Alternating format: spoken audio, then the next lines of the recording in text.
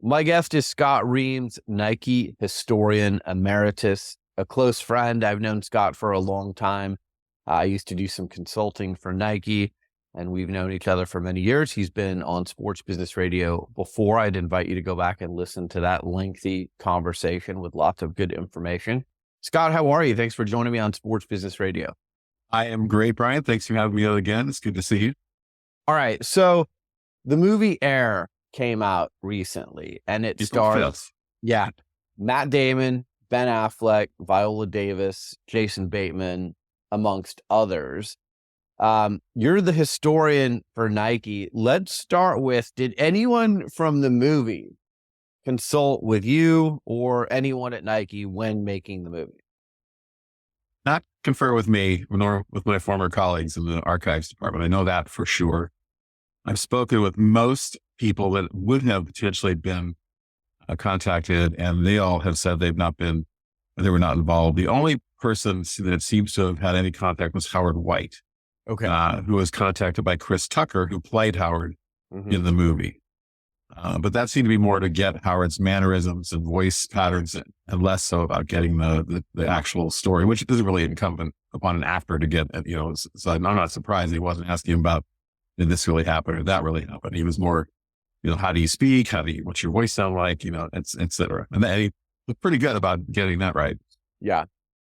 And Sonny Vaccaro, who is really the central figure of the movie, played by Matt Damon, it seems like everything is from his perspective. He did work at Nike. He went on and worked at Adidas. I think he worked at Reebok as well. But I think it's important that people know he didn't just work at Nike. He went on to other companies as well. That's correct. I'm not sure his employment status, if he was a consultant at every place or if he actually was an employee, but I've been told he was a consultant at Nike, not actually an employee. I can't really confirm that because I don't have access to the HR records, but he did work for Nike until 1991. Okay. All right. So let's play a little game of fact versus fiction here with the movie. Okay. And look, we're not trying to be the morality police here, but I do think it's important when people see this movie to hear from someone like you who actually worked at Nike, knows the history of Nike, to know what was kind of embellished in the typical Hollywood way versus, what is real and what actually took place. So let's start with Sonny Vaccaro obviously identified Michael Jordan as a target of someone, that Nike wanted to sign. Did he actually negotiate Michael Jordan's contract with his mom, played by Viola Davis in the movie? Is that fact or fiction? That's fiction. No, and I've spoken with all of Sonny's contemporaries from the 80s and baseball, football, and so the other sports. And every one of them confirmed that they would do the initial conversations with the athletes, essentially put the hook in, start to talk about becoming a Nike athlete. And then Rob Strasser was the closer. They all called him the closer. He was the one that negotiated the deals. He negotiated this particular deal with David Falk and his boss, whose name escapes me, at ProServe. And that was written about by Michael Jordan. His book was written by David Falk. His book is written about in Swoosh, that Rob Strasser's widow wrote.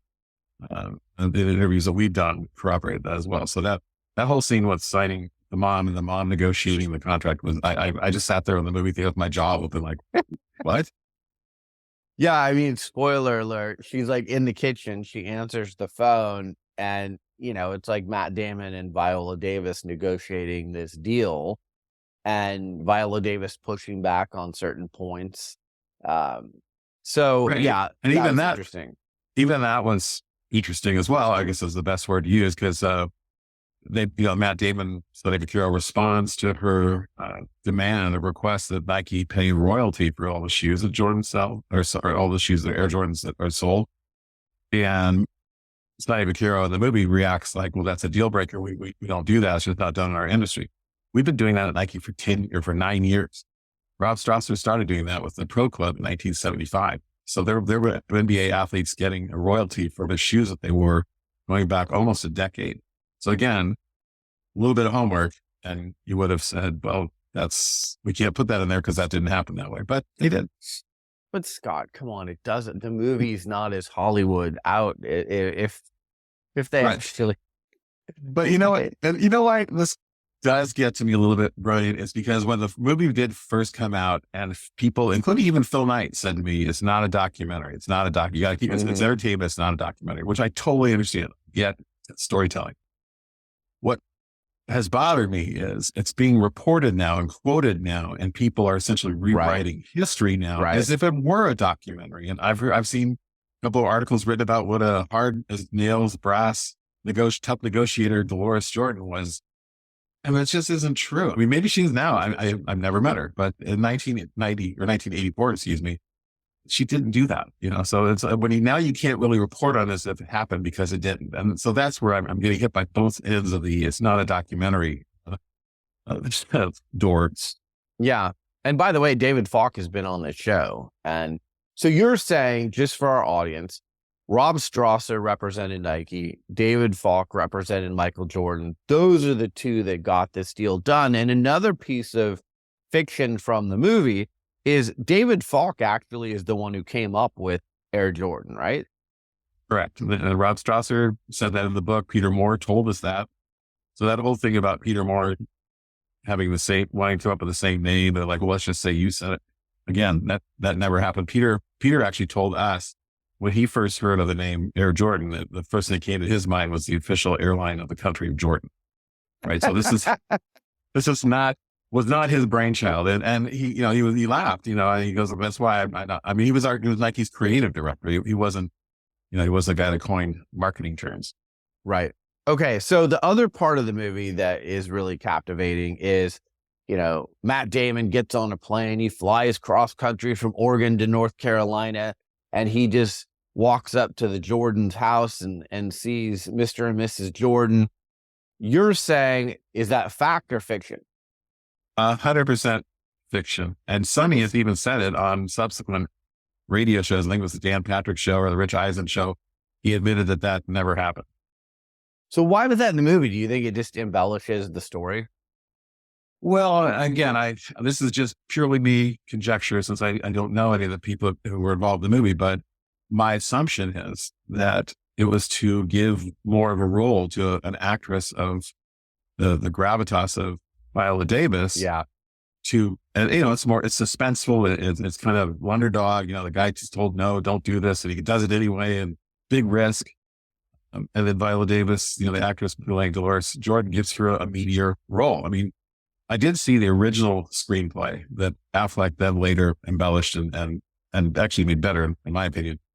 But the original screenplay had Dolores Jordan's role. I think it was like 2 or 3 lines. And essentially it was, you made a promise to go to Oregon to visit Nike. You're going to go to Nike or something like that. Yeah. And you can't really bring in an actress of Viola Davis's stature and have her deliver 3 lines or 2 lines.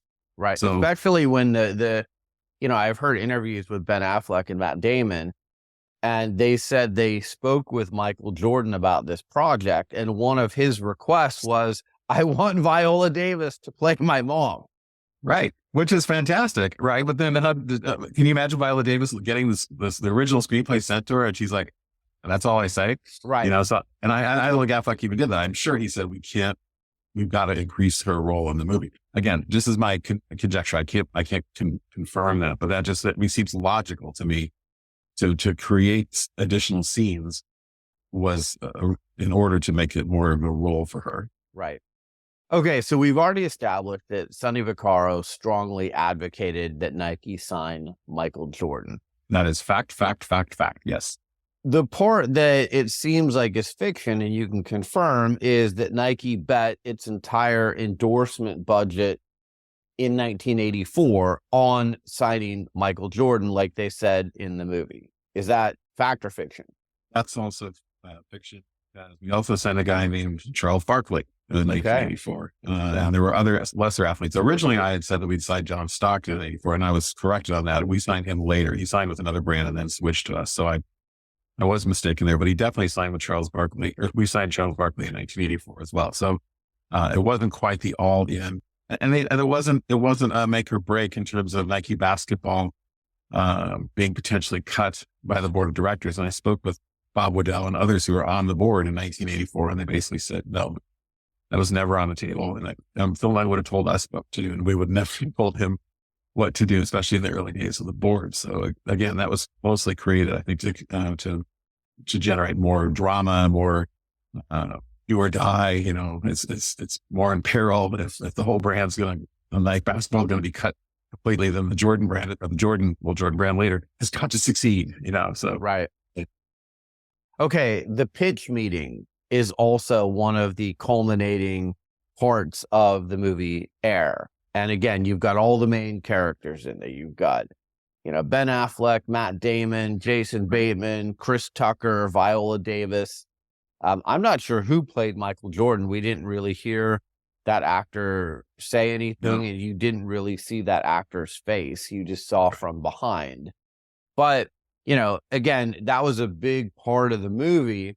And in the movie, Sonny Vaccaro takes over the presentation and makes this impassioned speech.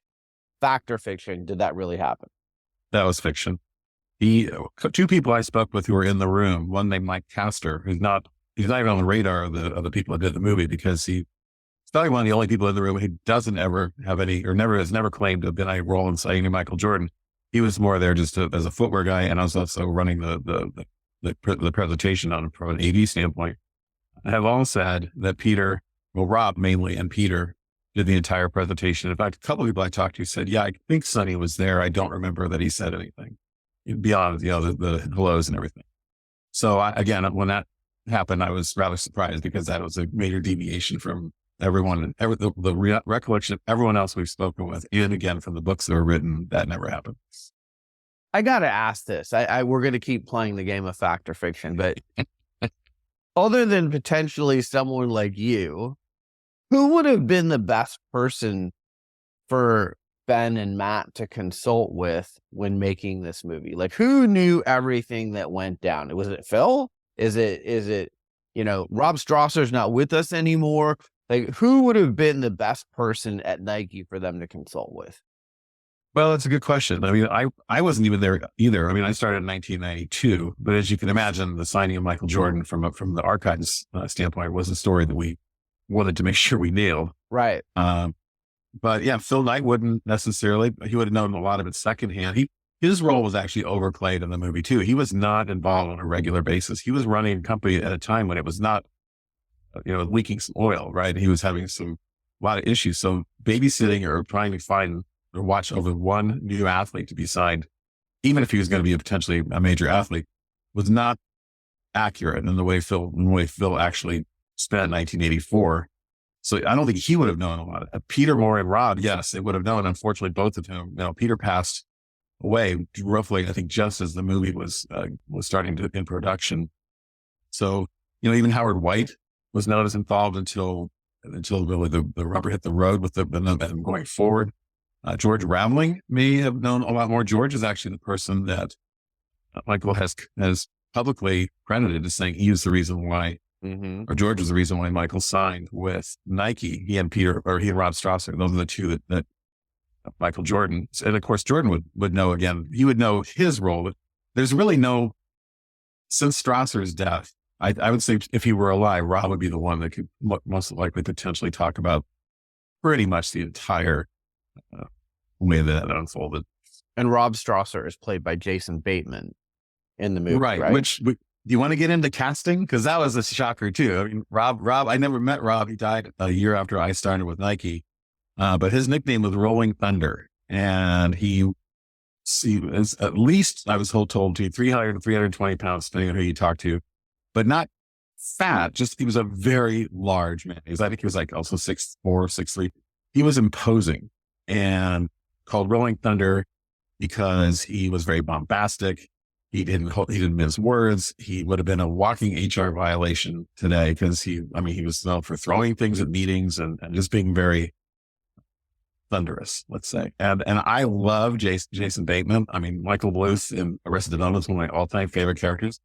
But that, during the movie, all I kept thinking was, this is Michael Bluth playing Rob Strasser and not Rolling Thunder. You know, so that was to me a big surprise that they would cast Jason in that particular role. Total side note, as I understand it, Rob Strasser's daughter works for Nike or worked for Nike. Is that correct? That is correct. Avery. Yes, she does. So you would think she might know some of the history. I mean, I know she was a little girl when this pitch meeting took place, but maybe her dad communicated some of the stories of how that all went down with her as she grew older. I have no idea. I don't know. I reached out to her and she didn't respond. So, and I heard through other people that it was an overwhelming type of thing for her to deal with all the publicity and everything about her dad. Actually, one other person that does come to mind, Brian, will be Julie Strasser, Rob's widow. I mean, she was there at the company and she also interviewed Rob. She told me she has dozens of hours of videotape or audio tape of Rob's recollections and what he was doing at Nike during his years. And most of that matriculated into the book Swoosh, the unauthorized biography of Nike.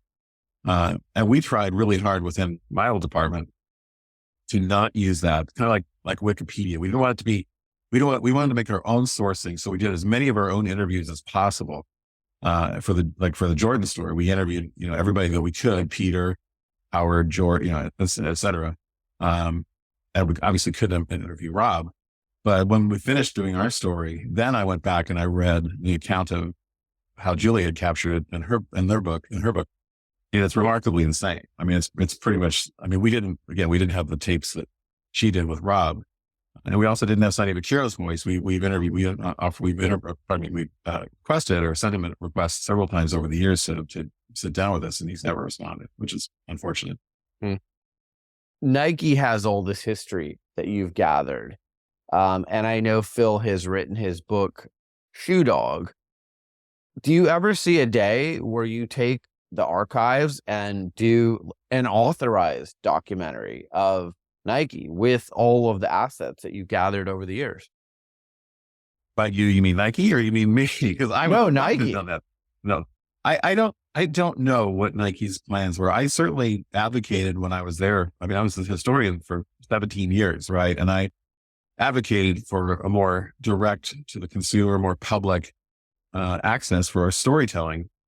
And for a variety of reasons, some financial, some proprietary, there was just a reluctance to do that. I understand they're actually starting to look at maybe doing some original content that they'll publish on YouTube and other potential locations, which is to me great.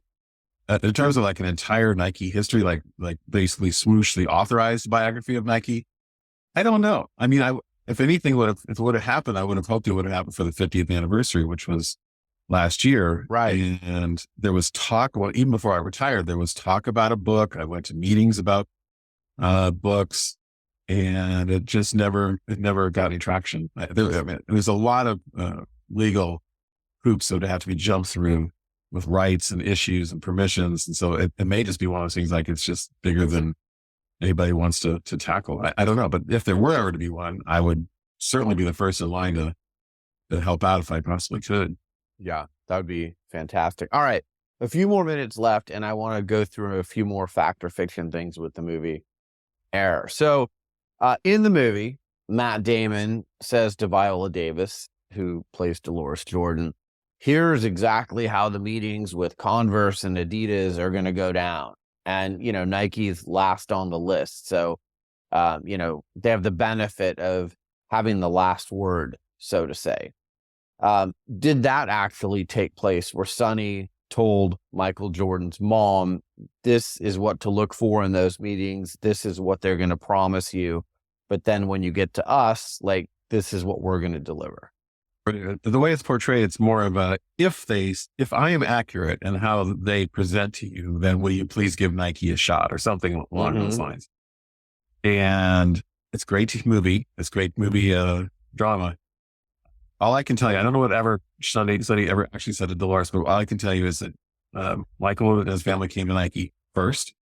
So before there was a presentation made by Reebok or by Adidas, they had come to visit Nike. Then they went and then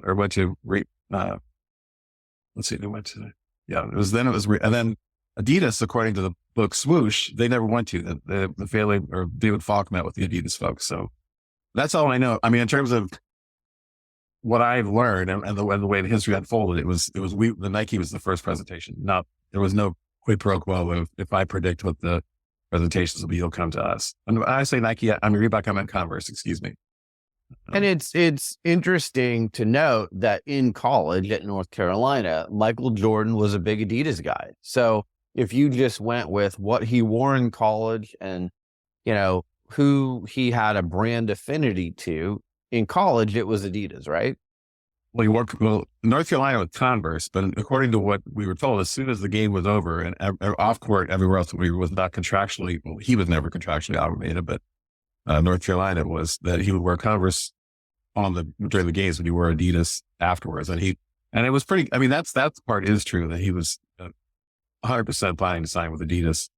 Wow. And he even said if the money was even close, he said that he wanted Nike. I mean, he wanted to sign with Adidas. And for what we've learned later, Adidas never intended to go more than 100 or 110 or 150,000, something like that. And our offer was more than double that.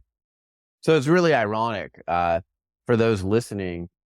And I was around for the LeBron chase and saw that with my own two eyes, because that's when I was consulting with Nike. Here are two athletes in Michael Jordan and LeBron James that Nike kind of swooped in at the end and got. And neither LeBron nor Michael Jordan at first blush were going to sign with Nike, but they ended up signing with Nike in the end. Okay, so one of the other parts of the movie and kind of the legends of Michael Jordan's rookie season is the Air Jordan is developed. He's a rebel. The shoe's a rebel. It's banned by the NBA. Did Nike say, hey, look, we'll pay the fine if Michael Jordan gets fined for wearing these shoes for the Chicago Bulls? That is fiction-y, truthy. I mean, it's a little bit twisted, and I'll unravel it for you a little bit. So the part where they show them deliberately all saying, let's add more red because the NBA is going to fine us $5,000 a game. That's not true. There was no premeditation. I think they may have known there was a color rule or restriction, but there was no way that they would know what the reaction of the NBA was. And Sonny McCure would not have been, he was not a footwear developer or designer, so he would never have been a part of that conversation. What was true was the shoe that was brought, that Jordan did wear, have the colors, the black and the red in abundance, did violate that NBA rule. And the NBA did fine $1,000 or fine Jordan $1,000. And at that point, Rob Strasser did say what everyone has told me. He goes, well, shoot, I'll just write a check now for $80,000 if we're going to get fined $1,000 a game. Well, David Stern came back with raising the ante and said, no, if it happens again, it'll be $5,000. And if it happens again after that, he either said $10,000 or he said Jordan will be suspended.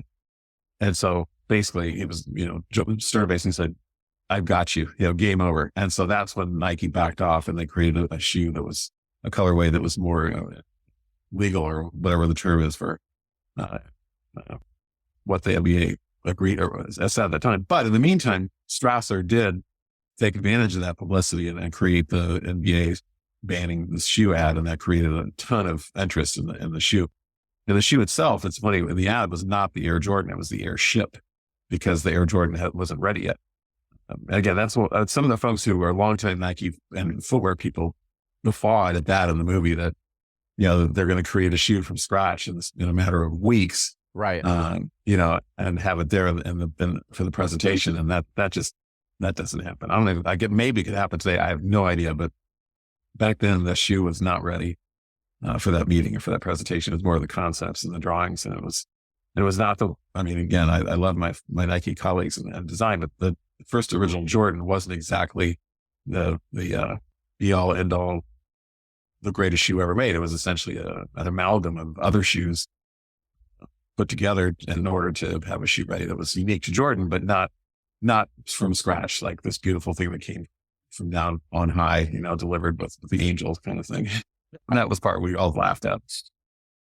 So you are as familiar with Nike's history as any person on the planet, I would think. You just said 17 years. You were the historian. Correct me if I'm wrong, but in my opinion, Michael Jordan is the most important athlete that Nike has ever signed. And I would say, I don't think Nike would be the company that it is today if it had not signed Michael Jordan. Would you agree with that? That's fair. I mean, it's all a matter of degree, right? I mean, Steve Prefontaine served a huge purpose in the 70s when the brand was just running for the most part. We had some other sports, but Pre's role then was critical. And then, probably then McEnroe in terms of now having somebody in a more mainstream sport. Another running's not mainstream, but you know what I mean? You're seeing him on TV, you're seeing him at the US Open, you're seeing him in commercials. And then Jordan at 84, that's when the shoe, I mean, McEnroe, only the hardcore people could name the shoe that he played in, right? Jordan, as we know now, went from an athlete to a shoe, to an apparel line, to be a brand, and now to essentially its own company. I mean, it's really its own, and like a $5 billion corporation. That's just crazy. I mean, there's no precedent for that. Yeah, I mean, it really is amazing. He hasn't played an NBA game in what, 2 decades? It was 2002 when he retired for the third time or whatever it was. Yeah, I think.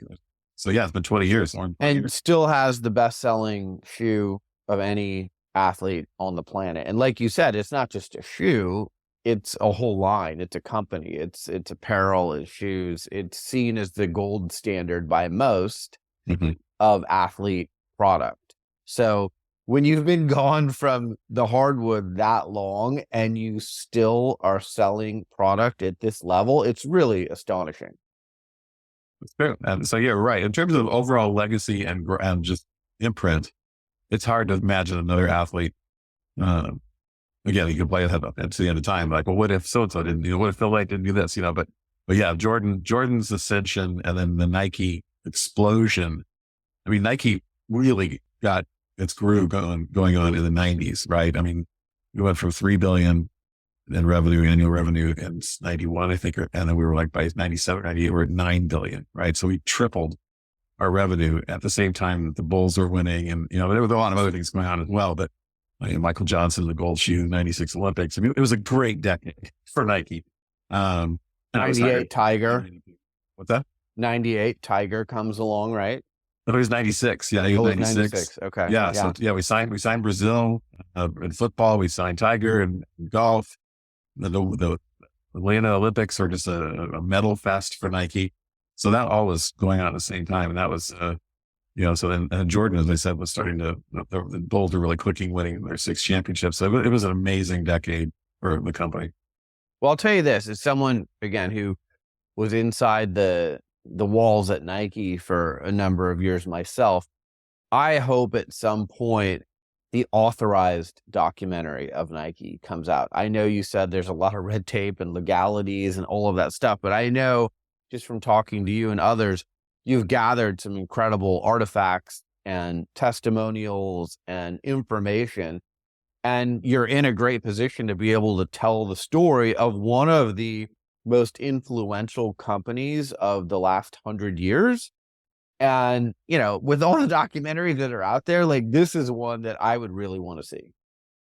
Well, I hope you're right. And I mean, I know Shoe Dog, Phil has the rights to Shoe Dog out to a production company. I was actually helping to work on that too before I retired in October of 21. But I think COVID, I think a lot of things have slowed it down.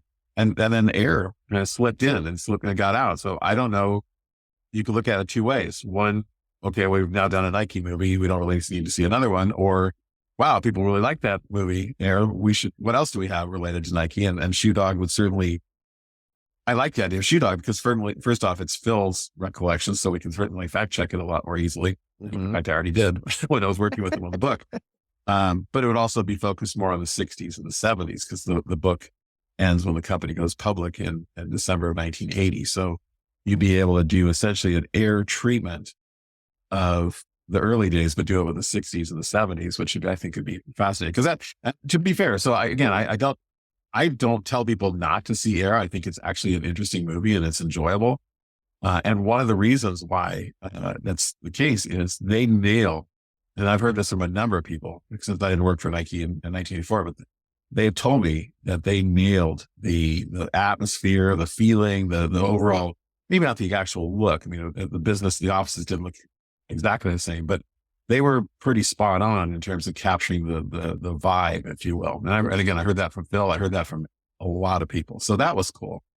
And I would love, I would just imagine if they could do the same thing in the 60s and the 70s with Prefontaine and, you know, and the vibe of the company when it was really, really, really revelly and small and, you know, a handful of people trying to make things work would be so much fun to be a part of. So my money is on, I hope, on Shoe Dog, hopefully getting into production, either on a Netflix series or as a motion picture. That would be amazing. Yeah, it would be amazing. All right, we'll end on this. I mean, even though Air wasn't authorized by Nike, I have talked to people that work at Nike still, and, you know, it was screened on campus and people there. So it wasn't like it was like, oh my gosh, we're insulted by this movie and don't have anything to do with it. And if we find out any of our employees are watching this, we're going to fire you. Like, no. It was received at the point where it was at least screened on campus and employees were able to watch it. Oh, absolutely. There were a number. In fact, that's why I've seen the movie so many times, because I've been asked to go. There was a couple of theaters that had private screenings. They would essentially let the Nike department buy out the entire show.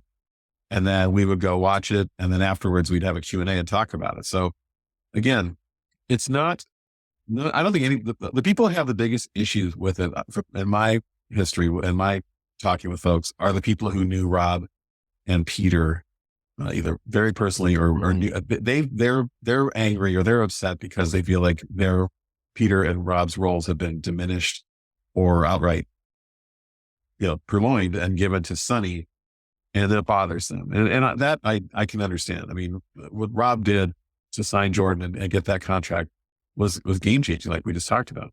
And to then retroactively throw it all on Sonny, it's just not right, you know? And so that's, if there's any reason why I do these interviews, besides of course enjoying your company, it is to make sure that the record is straight and the people that were instrumental in getting this done get their proper due. If Hollywood wants to have a little fun with it from that point, that's fine. But it was a little surprising that a lot of the stuff in that movie was all given to Sonny Vaccaro's character when it was mostly Rob. Yeah. So they get Matt Damon to play Rob Strasser, and then we're all set. Yeah.